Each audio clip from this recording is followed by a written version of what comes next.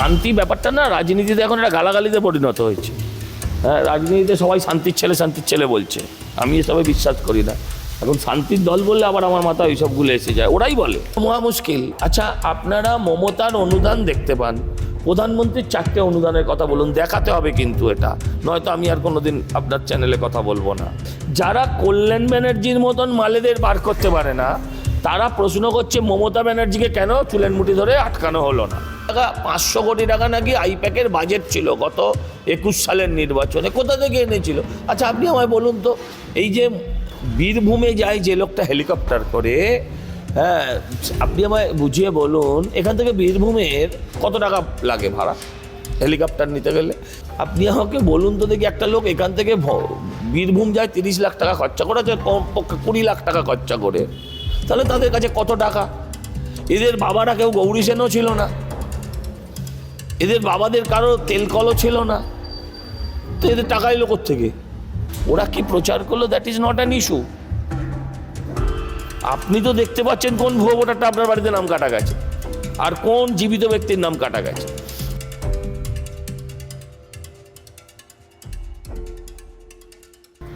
সামনেই বিধানসভা নির্বাচন, আর তার ঠিক আগেই কলকাতা পুরসভার 50 নম্বর ওয়ার্ডের কাউন্সিলর সজল ঘোষ দাদা রয়েছেন আমাদের সঙ্গে। নমস্কার দাদা।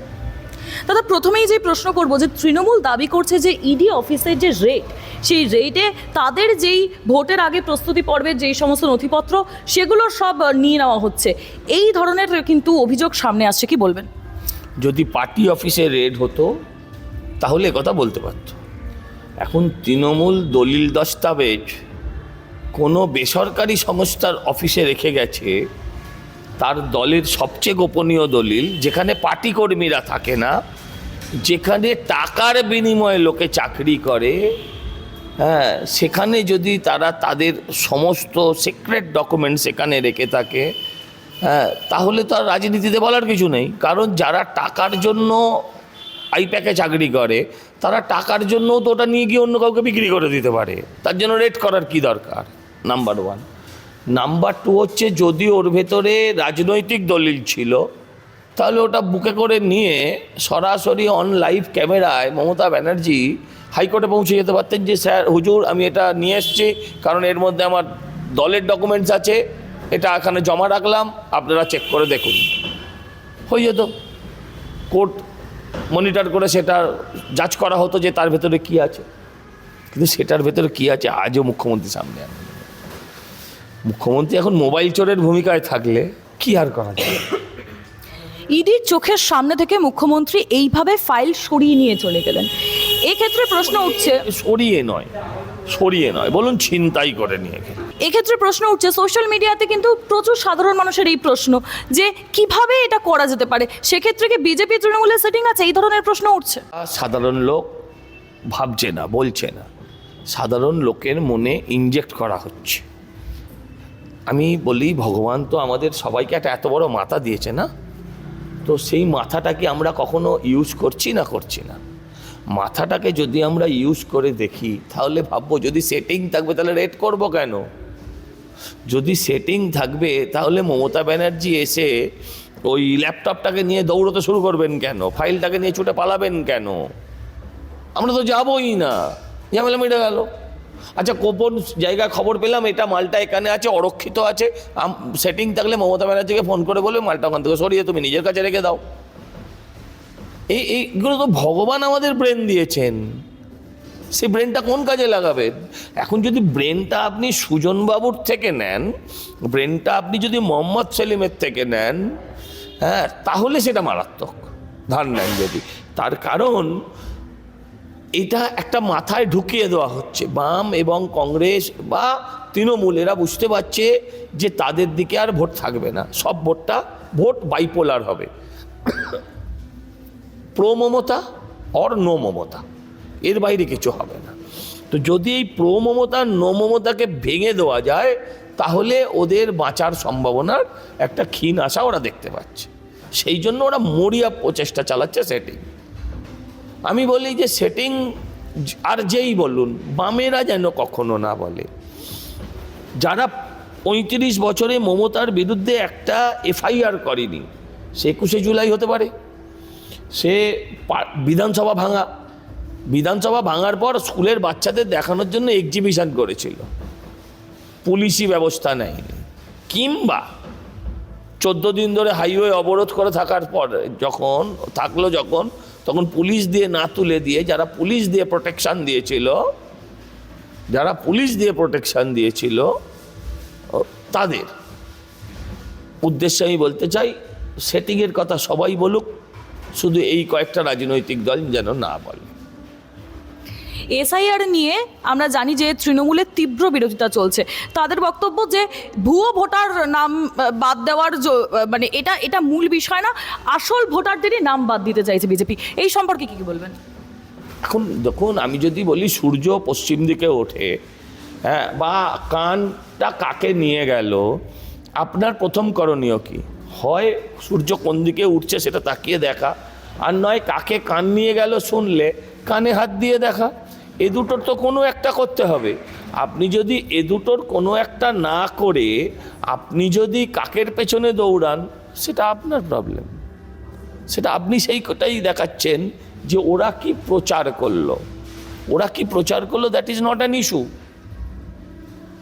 আপনি তো দেখতে পাচ্ছেন কোন ভুয়ো ভোটারটা আপনার বাড়িতে নাম কাটা গেছে আর কোন জীবিত ব্যক্তির নাম কাটা গেছে।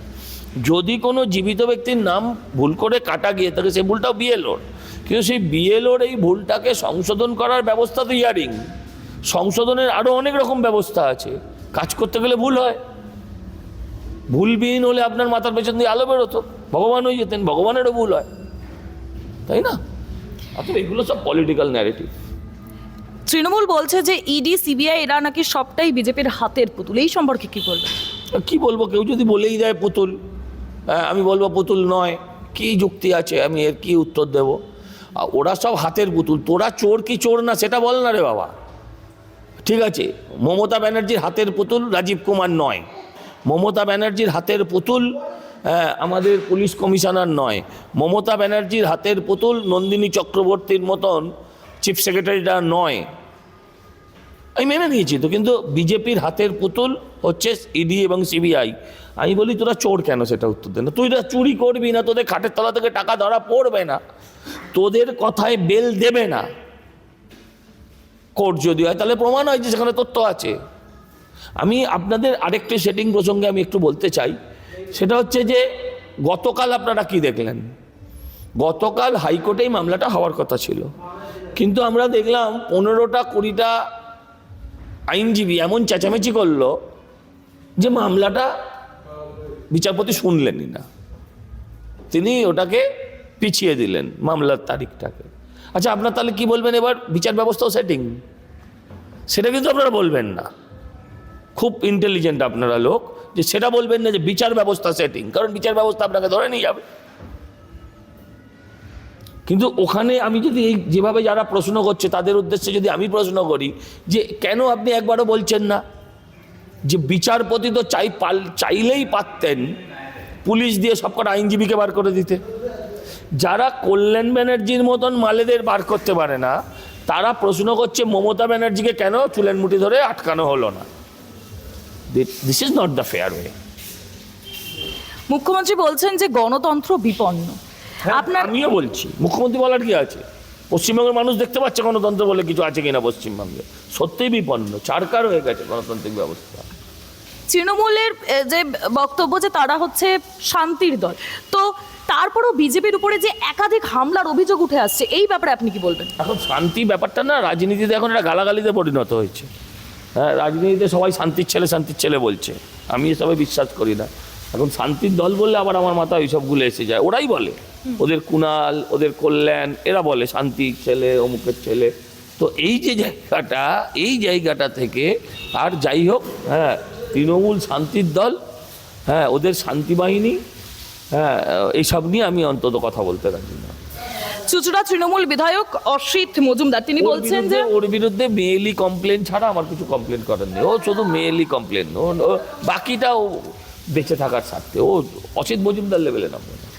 আচ্ছা, গতকাল শুভেন্দু অধিকারী একটি নথি দেখিয়ে দাবি করেছেন 2021-এর নির্বাচনের ঠিক আগে কেন্দ্রীয় প্রকল্পে টাকা এসেছিল রাজ্যে, তারপরেই প্রায় 16 কোটি আইপ্যাককে ফিজ হিসেবে দেওয়া হয়। সেই রেকর্ড বিরোধী দলনেতা প্রকাশ্যে এনেছেন। জনগণের জন্য আসা অর্থে আইপ্যাকের ফিজ, এ তো ভয়ঙ্কর অভিযোগ। ও শুধু অভিযোগ বলছেন কেন, প্রমাণিত সত্য। অভিযোগ মানে সবসময় সেটা প্রমাণিত নয়, কিন্তু এটা তো উনি ডকুমেন্ট দেখিয়ে বলছেন, তার মানে তো এটা প্রমাণিত। হ্যাঁ, তো এই অভিযোগের নিয়ে আলোচনা করতে গেলে আপনি তৃণমূলেদের কাছে যান। হ্যাঁ, 16 কোটি টাকা, 500 কোটি টাকা নাকি আইপ্যাকের বাজেট ছিল গত 21 সালের নির্বাচনে। কোথা থেকে এনেছিল? আচ্ছা, আপনি আমায় বলুন তো, এই যে বীরভূমে যায় যে লোকটা হেলিকপ্টার করে, হ্যাঁ, আপনি আমায় বুঝিয়ে বলুন এখান থেকে বীরভূমের কত টাকা লাগে ভাড়া হেলিকপ্টার নিতে গেলে? হেলিকপ্টার একে কেউ ফ্রিতে দেয় না, অভিষেক বন্দ্যোপাধ্যায়কে কেউ ফ্রিতে দেয় না।